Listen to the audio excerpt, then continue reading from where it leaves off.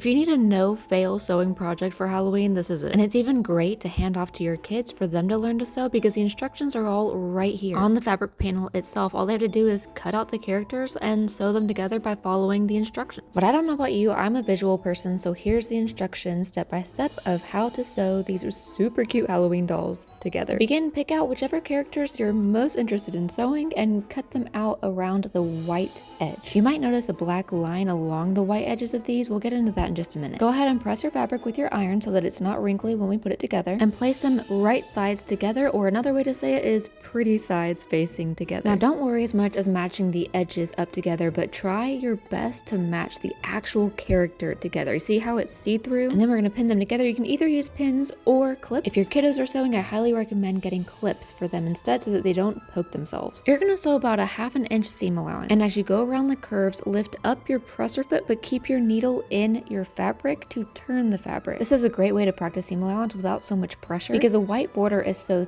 thick that if you're not completely accurate, it's really not that big of a deal. Remember the black line that I told you about? Make sure that you keep an eye out for it because you need to avoid sewing over it completely. What's best is to begin sewing at one end of the black line, making sure to first backstitch and then end up at the other end of the black line and backstitch again like you just saw me do. So that's going to leave an opening for us to turn it out, and now we're just going to cut off the excess so that when we do turn it out, we don't have a whole lot of bulk to get through. But make sure you're careful and you do not cut through your stitches. When you get done with that, get to your opening and start pulling the fabric through it to turn it right side out. It's really important to have like a wooden dowel or something where you can poke the edges out. And make sure that whatever you use, it's not too pokey or sharp, or you're going to poke a hole through it. And then you're going to grab your polyfill or whatever you're going to use to stuff your doll, and grabbing just a little bit at a time, you're going to start filling it up. The key to this is making sure that you push it down as you go through and focus on the little small areas like the ears, for instance, and then either use your sewing machine to sew up that hole or hand stitch it. And after that, you are done and you've got cute little Halloween dolls. You can find these fabric panels on our website at sewingpartsonline.com. Just type in the Eerie Family fabric panel.